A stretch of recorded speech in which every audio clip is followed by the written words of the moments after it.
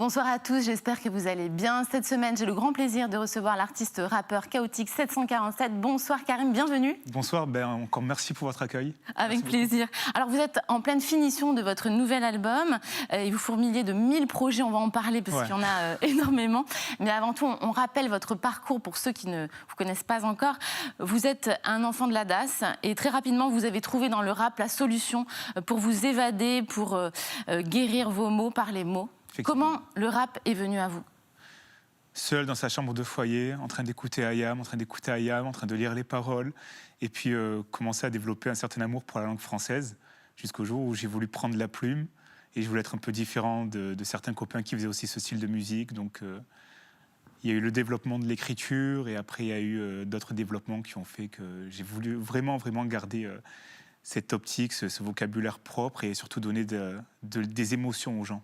Parce que vous créez un groupe de rap, en fait, au départ c'était Beat Combo, puis après vous lancez en solo.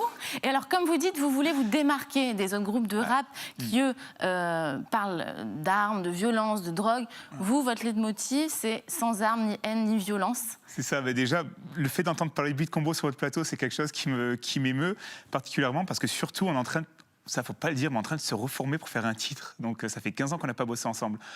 Après, effectivement, oui, quand je prends la plume ou quand je vais en studio, je me pose une seule question, c'est que vais-je laisser du coup à mes propres enfants et qu'est-ce que j'ai envie de partager au public? Voilà. Sans armes, ni haine, ni violence, ça nous rappelle un certain Spadjari. Un certain Albert, un monsieur Spadjari, tout à fait, oui. Voilà, je suis contre la délinquance, contre le vol, mais le geste, il n'y a pas d'armes, pas de violence, de la thématique, de l'émotion, de l'amour, et moi, c'est ce que j'aime donner. C'est ce que j'aime donner, et en plus, voilà, on voit que ça plaît. Aujourd'hui, j'arrive à toucher des jeunes de 14-15 ans jusqu'à des personnes de 60-70 ans qui étaient vraiment anti-rap. Ça, c'est absolument génial. Votre premier album est sorti en 2019, Sans armes, ni haine, ni violence, qui a été produit par l'Aiglon de l'EGC Nice. C'est ça, Romain Genevois. Romain, qui est composé de 7 titres, dont Priscilla, qui a participé à ce projet. Et dont le titre Projet 18, qui rend hommage au travail des pompiers, policiers et secouristes du SAMU. C'était quoi le but de Projet 18 ? Alors, Projet 18, c'est vraiment en fait un travail en collaboration avec la ville de Nice. On avait vraiment à cœur de rendre hommage à l'ensemble des uniformes, bien sûr. Donc il y a ces actes de délinquance et ces violences subies donc, par l'ensemble des uniformes, nos policiers, nos pompiers. Donc on voulait faire de la prévention, de la sensibilisation, et le faire en rap pour vraiment toucher et les jeunes du quartier et beaucoup plus de monde. Le clip a été tourné à Nice ? Oui, à la Cité, à Bateco. Ça s'est super bien passé. Franchement, on a reçu un superbe accueil, même par les jeunes du quartier, par les habitants. Et ça a été génial, parce que du coup, même les jeunes que vous voyez à l'écran, ce sont des jeunes du quartier. Donc il n'y avait aucune approche avec l'histoire, c'était quoi, en fait ? L'histoire, c'est une fiction, donc j'ai donné vie à une fiction. Donc c'est l'histoire d'un petit jeune qui erre un peu dans le quartier, déscolarisé, avec ses petits copains. Donc ça montre un peu les gros bras. Et jusqu'au jour où des pompiers entrent dans le quartier, sans savoir pourquoi, juste pour tuer le temps, ils se mettent à caillasser les pompiers. Ça empêche l'intervention donc des pompiers. Manque de pause, qu'il ne savait pas, c'est que c'était sa propre mère qui avait appelé les pompiers pour un malaise cardiaque pour le papa, et le papa est malheureusement décédé. J'ai donné vie donc à une fiction qui soit assez choc, c'est juste pour faire de la prévention. Voilà, il n'y a pas du tout d'histoire de cliché, mais je voulais vraiment faire de la sensibilisation. Et ce qui est fort, et ça c'est à noter, c'est que la ville de Nice a entièrement soutenu le projet. Nice, la 5e ville de France, et de faire confiance autant à ses jeunes et à sa jeunesse. C'est magnifique, et puis vous avez eu un engouement sur Internet, puisque vous avez eu de nombreuses vues sur Facebook, c'est ça, le réseau social. Ça a été fou, parce que du coup, donc on l'a sorti sur YouTube. Bon, on a quand même fait 500 000 vues, mais du coup, je l'ai ressorti, il me semble, le 21 mai. Mais je l'ai ressorti, mais vraiment pas du tout en grande pompe. Et là, ça a été l'explosion. Combien de vues ? Sur Facebook, on est à 4 500 000 vues, plus de 100 000 partages. Et par contre, à noter, donc on a touché énormément de gens. Ça c'est fabuleux. Et tant mieux pour nos amis pompiers, policiers, du moment c'est qu'on a réussi à faire de la prévention. Par contre aussi, c'est vrai que d'un autre côté, bon voilà, j'ai subi des trucs qui sont un peu moins cool. Donc il y a eu des menaces de mort. Les menaces de mort m'ont pas trop touché, mais ça m'a touché à partir du fait où on m'a dit, voilà, ton enfant est scolarisé à telle école. Là, par contre, là, ça a été sérieux. On retient en tout cas le positif parce que vous avez de beaux combats. Hein. On va citer le titre Femme forte aussi, qui luttait contre les violences faites aux femmes, qui est important pour vous aussi parce que votre propre maman est décédée sous les coups de son conjoint.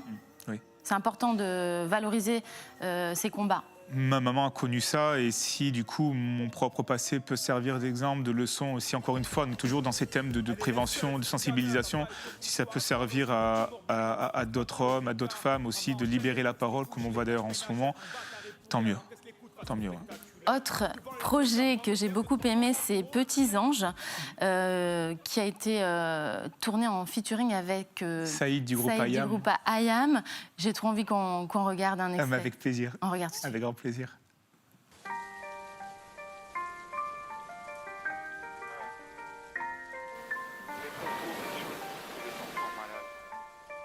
Petit ange, petit cœur qui bat. À tous les bénévoles, à tous les soignants, à tous les parents, tout ça. Plongé dans le noir. Les yeux fixés vers les étoiles à l'heure où tu cherches le sommeil. Il rêve les yeux ouverts, son regard est un vrai soleil. Et sous un temps de pluie, il s'émerveille face à chaque goutte. Enlacé d'un amour pur, seule sa famille efface ses doutes. Différent des autres, regarde la taille du cœur. Tu comprendras qui est l'homme quand il tendra sa main en sueur. Tout petit mais géant face à nous et nos petits problèmes. On s'apitoie souvent ce soir, penses-tu à ceux que la vie malmène? Je me remets en question à chaque fois que j'ai envie de tout planter. Je me dis que je ne suis qu'un con qui a la chance d'être en bonne santé. Je me bats dans le miroir, là souvent je pense à lui. Moi je préfère l'appeler Loulou, beaucoup d'amis l'appellent Petit Louis. Bien sûr j'aimerais le faire réveiller avec mes rimes et mon flow. Mon univers est fait d'amour, c'est ce que je t'apporte pour toi Mino. Y a des rencontres qu'on n'oublie pas, celles qui nous enrichissent sont cachées au plus profond de nos cœurs, même du plus mauvais cas. Ancien mauvais élève, tu m'as appris plus que mes professeurs. À l'école de la vie, tu es pour moi le meilleur éducateur. Je me bats contre moi-même, toi tu te bats pour la vie. Les mots défilent, je me sens minable face à tes mots indélébiles. J'écris pour te faire rêver, pour t'amener dans un monde où les casquettes sont sur les têtes des faits sans compter les secondes. Marie m'arrête le temps, si tu sens la tempête arriver, tu n'auras qu'à faire signe. Je te promets, j'arrêterai le vent. D'espoir pour adoucir ce goût amer, plongé dans le noir, il y a toujours une sortie vers la lumière.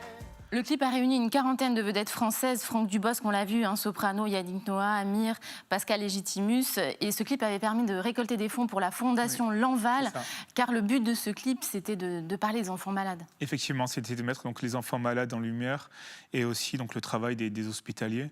Donc on a signé un contrat chaque 6 mois, donc on leur reverse un chèque. D'ailleurs, là, on vient de reverser un chèque il n'y a vraiment pas longtemps. Et on est content, mais comme je vous disais tout à l'heure en off, je ne regarde jamais mes clips.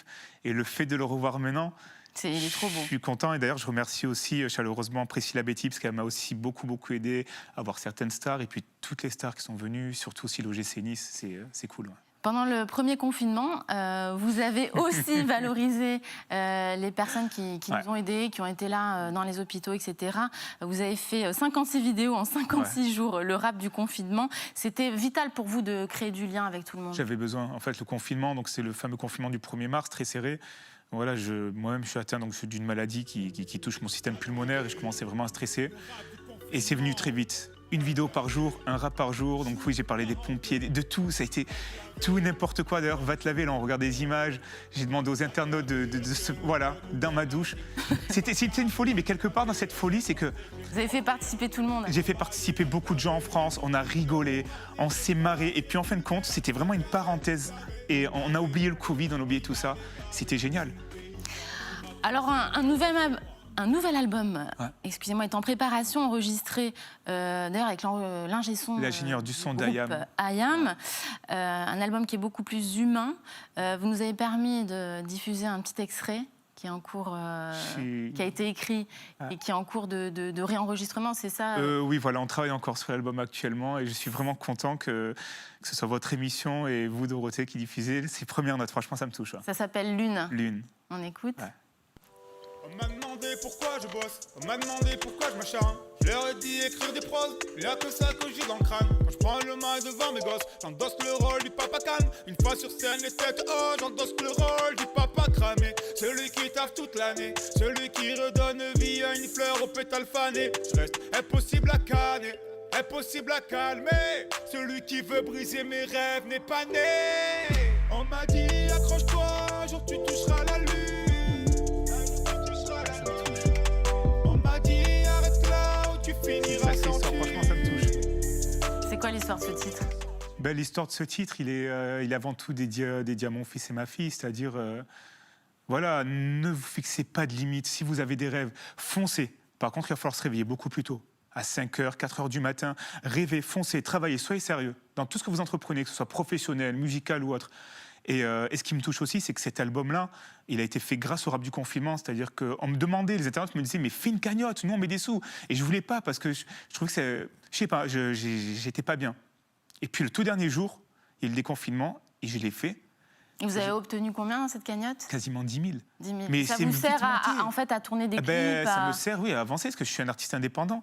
Je suis un petit artisan, moi, de la musique. Je suis un paysan du rap français. D'ailleurs, j'aime bien me revendiquer comme étant paysan du rap français. Et de voir tous ces gens, vous voyez les noms, les âges, ça venait de partout en France.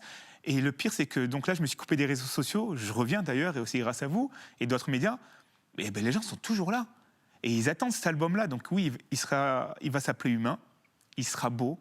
Il y aura des morceaux aussi Il y aura aussi un morceau qui s'appelle Nouveau Soleil, où vous parlez des restaurateurs et des étudiants. Alors, c'est peut-être un autre titre qui n'est pas encore dans l'album. Nouveau Soleil, donc en 30 secondes. Alors c'est juste un tout petit projet de 4 titres, de 4 clips, donc avec des réalisateurs différents de Nice. Et effectivement, donc il va y avoir ce titre Nouveau Soleil, donc qui est dédié directement aux restaurateurs et aux étudiants impactés par le Covid. Et ce qui est génial, c'est que du coup, vous allez me retrouver avec mon pote, avec mon ami, notre cuistot Alex Gepetto. Et on vous prépare quelque chose de super. Pour terminer, on va écouter un des titres que j'aime beaucoup, qui est dédié à votre maman. En tout cas, merci beaucoup, K.O. On vous souhaite beaucoup, beaucoup de réussite. Merci pour votre accueil et merci infiniment. Merci beaucoup. Merci. Bonne soirée sur Azur TV. Oh maman, regarde ce que je suis devenu, oh regarde maman. Il y a toujours ma voix sur l'instru, j'essaie de réussir. M'instruire, montrer à mon fils que nous pouvons bâtir. Parti de rien, je veux me construire un petit empire. Faire